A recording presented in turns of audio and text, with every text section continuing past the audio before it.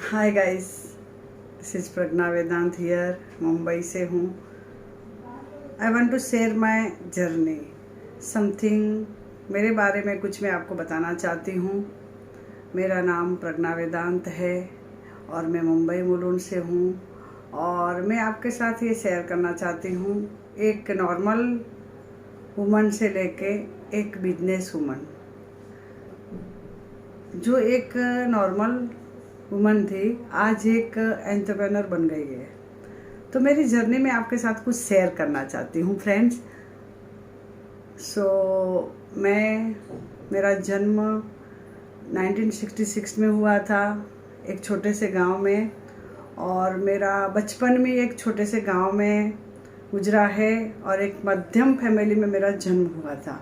और परिस्थिति भी हमारी एक मध्यम थी। सिंगल मदर ने हमारे बच्चों को, हमें तीनों भाई बहनों को बड़ा किया था। और कहते हैं ना, सपने में बहुत बड़ी जान होती है। यस, और वही जान मेरे सपने में भी आ गई और मेरे हर एक सपने को मैंने साकार किया। तो मैं कुछ आपको बताना चाहती हूँ। सपने देखो, ज़रूर देखो, लेकिन खुली आंखों से देखो। और वो खुली आंखों वाला सपना दोस्तों सच में पूरे होते हैं, जो मेरे हुए हैं।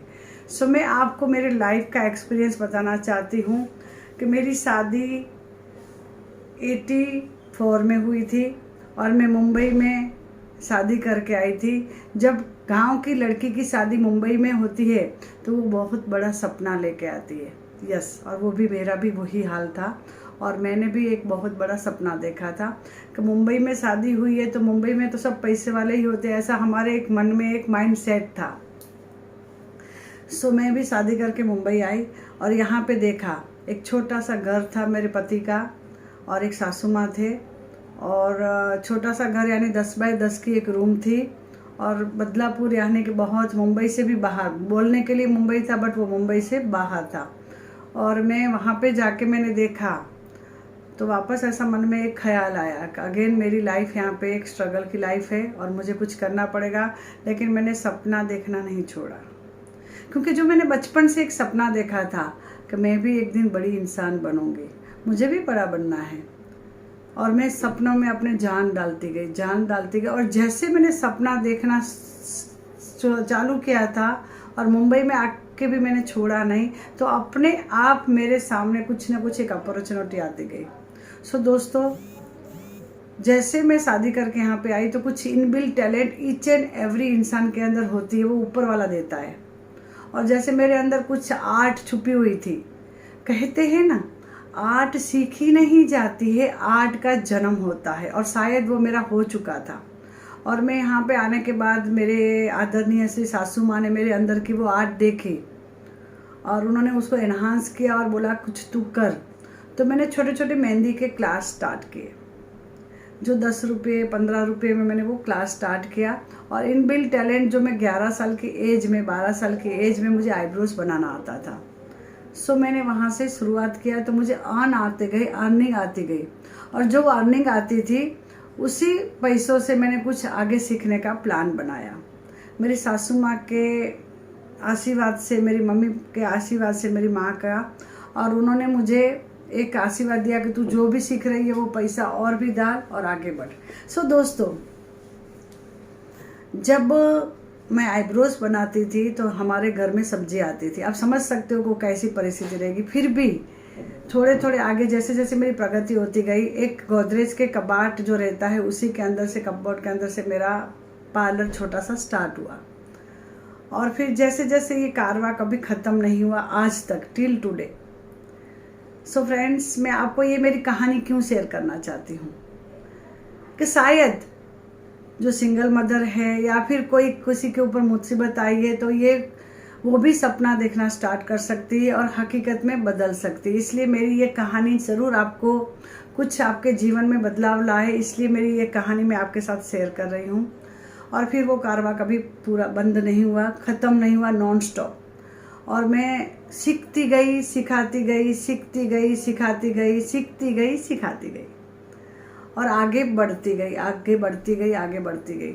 लेकिन कहते हैं ना, हमारे कर्म हमारे सामने कभी ना कभी आके खड़े हो जाते हैं, चाहे वो अच्छे कर्म हो चाहे वो बुरे कर्म हो। शायद कुछ मेरे अगले जन्म का, इस जन्म का कुछ बुरा रहेगा।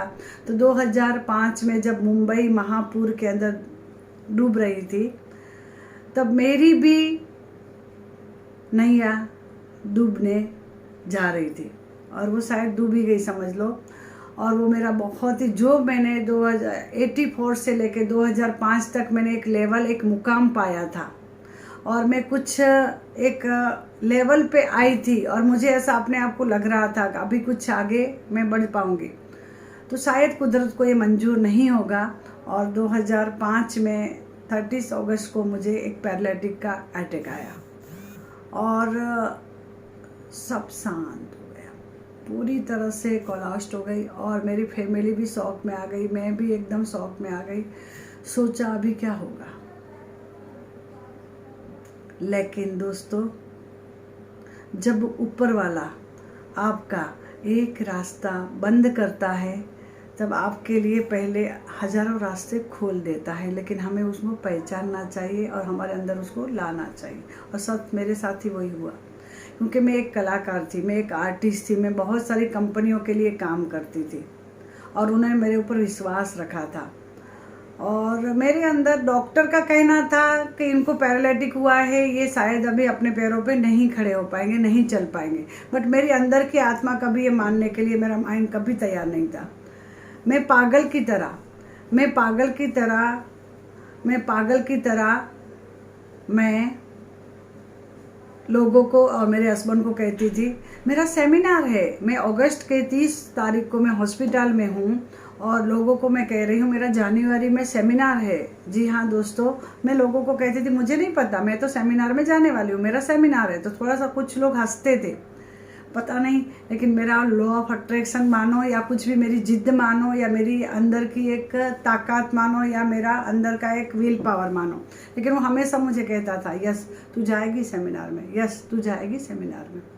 सो दोस्तों, मेरी ये जिद्द 8, 9 और 10 जनवरी को मैंने खानदेश डिस्ट्रिक्ट में जलगांव, दुलिया और भुसावल में व्हील चेयर के ऊपर मैंने सेमिनार दिया।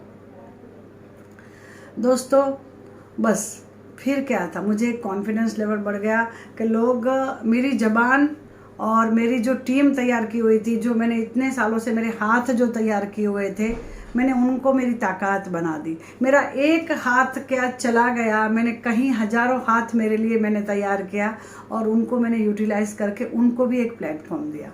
सो मैं स्टेज के ऊपर मेरी ज़बान चलती थी और उनका हाथ चलता था। प्रज्ञा वेदांत का कारवा वहाँ से शुरू हुआ और फिर क्या, न रुकने वाला ये कारवा आज तक चलता रहा। आज भी मेरा हाथ काम नहीं कर रहा है, मैं नहीं मानने के तैयार हूँ, कोई बात नहीं, मेरे कर्म रहेंगे। बट आज की तारीख में महीने के 27 दिन में काम करती हूँ और मेरे हजारों हाथ के साथ में सफल हुई हूँ और आगे बढ़ रही हूँ।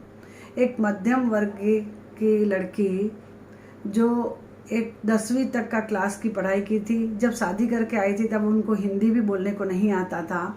शायद आज मैं स्टेज के ऊपर रहती हूँ तो लोगों को जज करना मुश्किल हो जाता है कि मैं कौन सी कम्युनिटी की हूँ।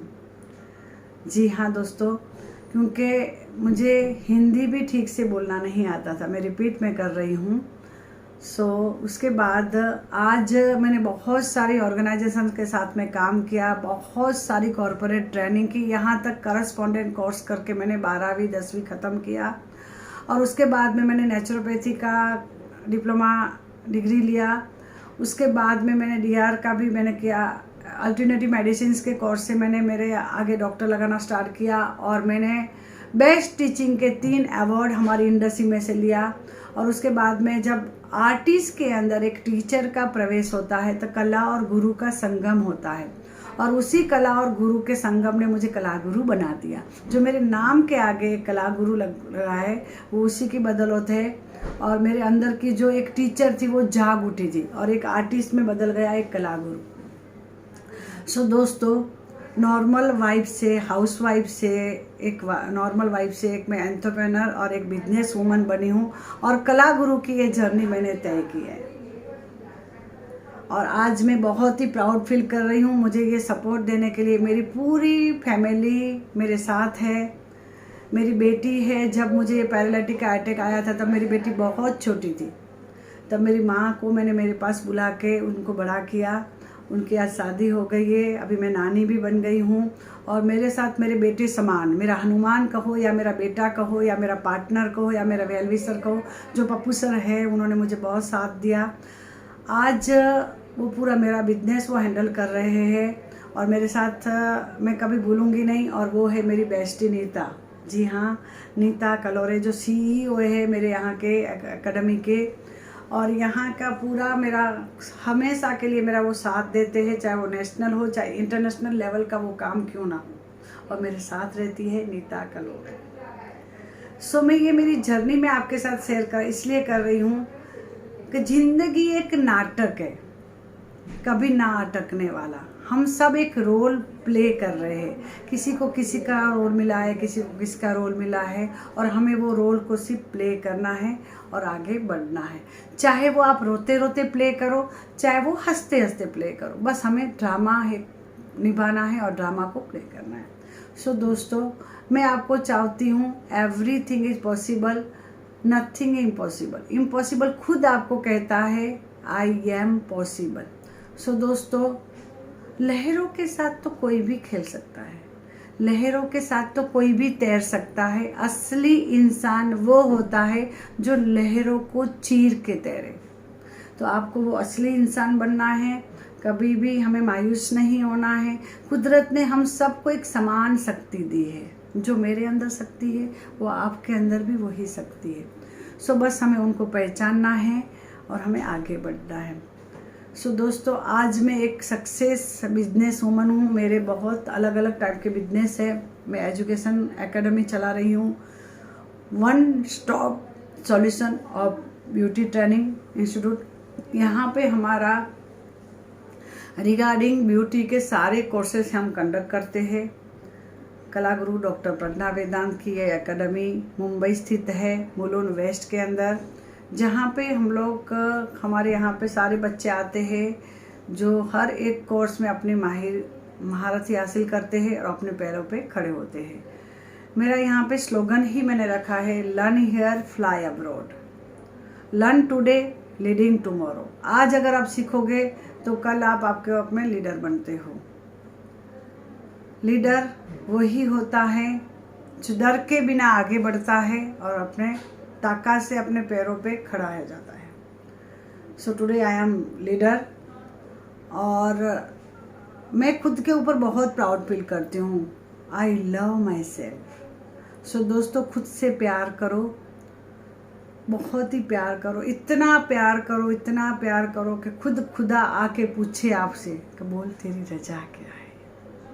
So thank you so much, thanks a lot, thank you.